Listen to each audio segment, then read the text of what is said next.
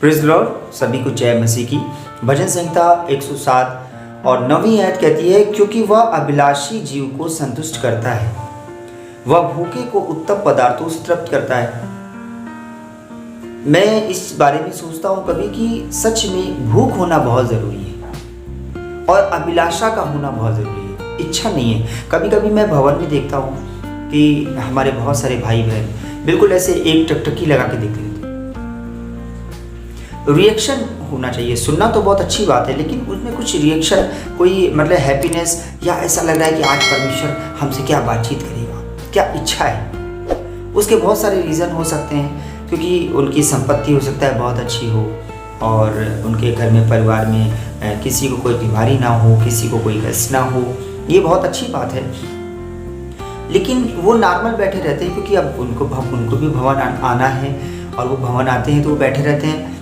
लेकिन वो जैसे एक बहुत इनर इंटरेस्ट होता है कि बहुत ध्यान से सुनते हैं। अभिलाषा होती है कि आज परमेश्वर क्या बातचीत करेंगे, आज परमेश्वर का कलाम हमसे क्या बातचीत करेगा। तो नवीन, क्योंकि वह अभिलाषी जीव को संतुष्ट करता है। तो संतुष्ट कौन होता है? संतुष्टि नहीं होती है। अब मेरी समझ में आ गया, वो संतुष्ट नहीं होते हैं, सेटिस्फाइड नहीं होते हैं। रीजन ये कि उनके अंदर कोई अभिलाषा नहीं है, इच्छा नहीं है, उन्हें जरूरत नहीं है। आगे लिखा है, और भूखे को उत्तम पदार्थों से तृप्त करता है। जिसको भूख नहीं लगी है, आप उसे खाना दे दीजिए, कैसे खाएगा वो? पेट तो भरा हुआ है। आत्मिक भूख भी होना चाहिए। आत्मिक भूख भी नहीं है तो वचन का मन्ना कहां से वो ग्रहण करेगा, कैसे खाएगा? सुनने की इच्छा, भूख कि आज परमेश्वर अपने कलाम से क्या बातचीत करेंगे, ये भूख नहीं है। मैं कभी कभी बैठता था, सोचता था कभी कि लोग क्यों नहीं सुनते हैं। कभी कभी मैं प्रार्थना करता हूँ, प्रार्थना करने के बाद परमेश्वर से मांगता हूँ, परमेश्वर मुझे अपने कलाम से बातचीत कर, मुझसे अपने वचन के द्वारा बातचीत कर। आज मैं भवन में क्या वचन बोलूं, कौन से वचन बोलूं, तो परमेश्वर पवित्र आत्मा अगुवाई करता है और वो हमको बताता है। और इस तरह से प्रकाशन भी मिलते हैं, कभी कभी रास्ते में मिलते हैं, कभी कभी अचानक। तो वो चीज़ मुझे लगता है कि हाँ, आज मैं इस वचन पे मनन करूँगा। तो वहाँ पे फिर भी मैं इतनी अच्छी तैयारी की जाता हूँ तो मैं देखता हूँ कि लोग चुपचाप बैठे हुए हैं, सिर टकटकी लगा के। ठीक है, गंभीरता बहुत अच्छी बात है, सुनना भी बहुत अच्छी बात है, लेकिन रिएक्शन कुछ होना चाहिए, कोई इंटरेस्ट। तो वो मैं सोचता था, या कभी उनको जम्हाई आने लग जाती है, वो क्यों नहीं ध्यान से बात सुनते हैं। तो एक दिन मैं बाइबल पढ़ रहा था और बाइबल में उसमें नीत वचन की पुस्तक 27वें अध्याय के 7वें वचन से परमेश्वर ने बातचीत करी। इसकी संतुष्ट होने पर मधु का छत्ता भी फीका लगता है। जरूरत ही नहीं है किसी चीज की, संतुष्ट है, संपत्ति है, धन संपत्ति है, भवन बिल्डिंग सब बना हुआ है, कोई बीमारी नहीं है, जॉब प्रोफेशन में भी तरक्की है, खेत खलियानों में भी उन्नति हो रही है, संतुष्ट है। तो संतुष्ट होने पर मधु का छत्ता भी फीका लगता है। मधु का छत्ता, मधु सबसे मीठा होता है, लेकिन जब पेट भरा हुआ है, जब भूख नहीं है, पेट भरा हुआ है, तो वो इंटरेस्ट कहां से आएगा?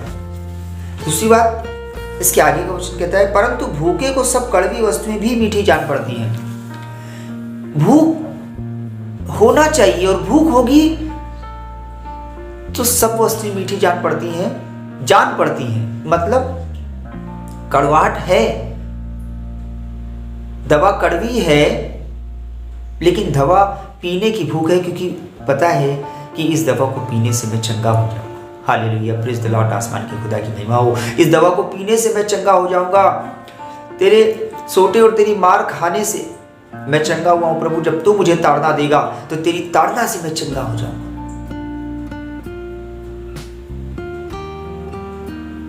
ये दवा मैं पी लूंगा। छोटे बच्चे नहीं पीते दवा, नहीं, कड़वी दवा है, तो उनके लिए सिरप बनाए जाते हैं और सिरप में मीठे सिरप ज़्यादा होते हैं, उसमें दी जाती है। हमेशा बच्चे ही बने रहना है क्या? क्यों ये भूख नहीं है, क्यों ये अभिलाषा नहीं है। और उसका रीज़न क्या है? अगर ये अभिलाषा नहीं है और अगर ये भूख नहीं है तो नुकसान क्या होगा? देखिए 10 नंबर आयत से मैं भजन संहिता 107 में जाऊंगा और उसकी 10वीं आयत कहती है, जो अंधेरे और मृत्यु की छाए में बैठे और दुख में पड़े और बेड़ियों में जकड़े हुए थे। ये उनकी बात कर रहे हैं कि जब लोग परेशानी में पड़ गए थे, जो बेड़ियों बंधनों में जकड़ गए थे। और 11 वर्सेस उनका उत्तर दे रही है कि इसलिए कि वे परमेश्वर के वचनों के विरुद्ध चले। जो कलाम कहता है उन्होंने उस पर ध्यान नहीं दिया और परम प्रधान की सम्मति को तुच्छ जाना, बहुत लाइटली ले लिया। 12 वर्सेस कहती है कि तब उसने उनको कष्ट के द्वारा दबाया, वे ठोकर खाकर गिर पड़े और उनको कोई सहायक ना मिला। इससे पहले कि कष्ट आ जाए, इससे पहले कि विपत्ति आ जाए, बदलाव ले आइए, बदल जाइए, भूख उत्पन्न करिए, इच्छा उत्पन्न करिए। जैसे कि हम शुरुआत से, मुझे लगता है कि जैसे हमारे भारतीयों में चाय पीने की एक परंपरा है, लेकिन शुरू से क्या चाय अच्छी नहीं लगती है? जिसको कभी चाय नहीं दिया हो, छोटे बच्चों को अचानक उसको चाय दीजिए तो चाय वो नहीं पिएगा। लेकिन जब चाय पीने की हैबिट, उसको इतना चाय पिलाते हैं कि जब चाय नहीं देते हैं तो वो चिल्लाता है, ज़मीन पर लेट जाता है कि नहीं मुझे चाय चाहिए। ये भूख, ये इच्छा कहाँ से उत्पन्न हुई? तो शुरुआत में इंटरेस्ट हमने लिया ना। आप परमेश्वर के कलाम में इंटरेस्ट लीजिए, आप अपने मन से पढ़िए उसको। एक दिन ये आपकी ज़रूरत बन जाएगा, आपको अच्छा लगने लगेगा, आप जान जाओगे कि नहीं यही जीवन है, इसी में चलना है। और जब लोगों ने, या विश्वासी भाई बहनों ने या पुराने लोगों ने भी नहीं ध्यान दिया था, वो वचनों के विरुद्ध चल रहे थे, वो बहुत लाइटली ले रहे थे, तो वहाँ पे 12 वर्सेस कहती है, तब उसने उनको कष्ट के द्वारा दबाया, वे ठोकर खाकर गिर पड़े और उनको कोई सहायक नहीं मिला। जब परमेश्वर किसी चीज को टेढ़ी कर देंगे ना, तो कोई सीधा नहीं कर पाएगा। अगर शैतान हमारी कमजोर नस जानता है, हमारी कमियों को जानता है, तो परमेश्वर भी हमको चलाना जानता है। Praise the Lord. आसमान के खुदा की महिमा हो। वो भी अगर आपके जीवन से वो प्रसन्न है, अगर उसे आपको चलाना है, आप बुराई में गिर गए हो तो वो आपको बचा लेगा। उसे पता है कि कैसे बचाना है, वो छुड़ा लेगा आपको। वो सामर्थी है, संभव को संभव करने वाला परमेश्वर है। 13वीं वर्सेस कहती है, तब उन्होंने संकट में यहोवा की दुहाई दी और उसने सकेती से उनका उद्धार किया। जब कष्ट में गिर गए, जब संकट में पड़ गए, जब कोई रास्ता नहीं दिख रहा था, और तब उन्होंने यहोवा की दुहाई दी कि हे खुदा, मेरे आसमान के खुदा मुझे बचा ले, मेरे जिंदा खुदा मुझ पे दया कर। तो उसने सकेती से उनका उद्धार किया। हमारा परमेश्वर विलंब से क्रोध करने वाला परमेश्वर है। ऐसा ना हो कि विपत्ति आ पड़े फिर हम दुहाई दें, तो उससे तो बेहतर है कि विपत्ति आने से पहले, आज जब अच्छा समय चल रहा है, जब सब कुछ बेहतर है, तो क्यों ना परमेश्वर के कलाम में मन लगाएं। अपने दिन की शुरुआत परमेश्वर के कलाम से करें। संसार की अभिलाषाओं से दूर रहें, ये आपको गिरा देंगे, इसमें कुछ मिलेगा नहीं। आप संसार में रहते हैं, आप संसार से अपने आप को अलग नहीं कर पाओगे, आप उनके बीच में रहिए, लेकिन आपका मन अपने परमेश्वर के भवन पे और परमेश्वर के कलाम की बातों में होना चाहिए, वचनों में होना चाहिए। हम वही मनन करते रहिए, क्योंकि ये आपको बढ़ाएगा, और अगर एक सदस्य आप बढ़ेगा तो उसका असर आपके पूरे घर पे पड़ेगा। आप संपन्न होंगे तो आपका घर भी संपन्न होगा, आप आशीषित होंगे, आपका पूरा घर आशीषित होगा।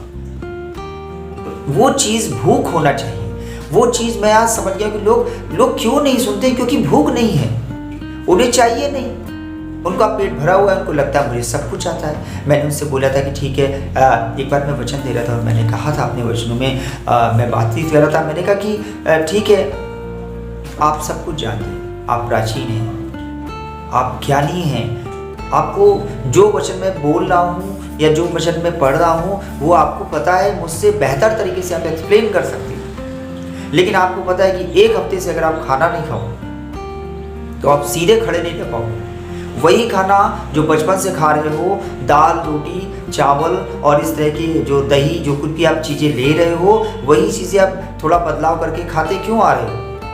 वही रोटियां आप लेते हैं कि नहीं? अक्सर आप रोटियां ले रहे हैं, आपके भोजन में रोटी रहती है, क्यों नहीं उब जाते हैं? बंद कर दीजिए खाना, एक हफ्ते खाना मत खाइए, फिर देखिए शरीर खड़ा हो पाता है कि नहीं। बिस्तर पर लेट जाएंगे, ग्लूकोज ड्रिप लग जाएगी, हॉस्पिटल पहुंच जाएगी, तो शरीर कमजोर पड़ गया। उसी तरह अगर हम वचन, हमें ज्ञान है लेकिन अब हमने वचन को ग्रहण करना बंद कर दिया, क्योंकि हमको तो सब पता है, तो होगा क्या? शैतान हमको गिरा देगा, शत्रु हमको गिरा देगा। वो इस ताक में रहता है कि कब किसको फाड़ खाएं। तो आत्मा का भोजन कहाँ है? परमेश्वर का कलाम है। पता है तो क्या हुआ, फिर भी ग्रहण करना है। इसको ग्रहण करने से हमारी आत्मा मजबूत हो जाएगी, और जब आत्मा मजबूत रहेगी तो शैतान हमको गिराने नहीं पाएगा। शरीर जिस तरह से बैलेंस डाइट को हम खाते हैं, बैलेंस डाइट यानी कि विटामिन हैं, मिनरल्स हैं, ठीक है, प्रोटीन है, कार्बोहाइड्रेट्स हैं, ये सारी फैट हैं, ये सारी हम चीज़ें जब बैलेंस में लेते हैं तो हमारा शरीर संपन्न होता है और प्रोग्रेस करता है, फिट रहता है। तो आत्मिक भोजन हमारा कहाँ है? आत्मिक भोजन है जब हम भवन में प्रचार को सुनते हैं, या किसी विश्वासी भाई के जरिए प्रचार होता है, या हम खुद भी मनन करते हैं बाइबल के द्वारा, तो परमेश्वर हमसे कलाम से बातचीत करते हैं। हमें पता है मांगो तो तुम्हें दिया जाएगा, खटखटाओ तो तुम्हारे लिए खोला जाएगा, ठीक है। जो कोई खटखटाता है उसके लिए परमेश्वर उसके लिए खोला जाएगा, जो मांगता है उसे मिलता है। और देखो परमेश्वर द्वार पे खड़ा हुआ है, जो उसके लिए द्वार खोलता है वो उसके भीतर भीतर आकर के उसके साथ भोजन करेगा। आप द्वार तो खोलिए, पता है तो क्या हुआ, जानकारी है तो क्या हुआ, सब कुछ जान गए हैं तो क्या हुआ, लेकिन आत्मा को मजबूत करने के लिए भोजन आत्मिक खाना पड़ेगा। आत्मिक भोजन खाइए, वचनों को पढ़िए, इसको खा लीजिए,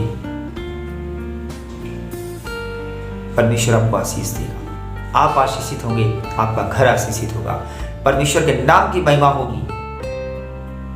जिस परिस्थिति में हो परमेश्वर का धन्यवाद दीजिए। जय मसीह।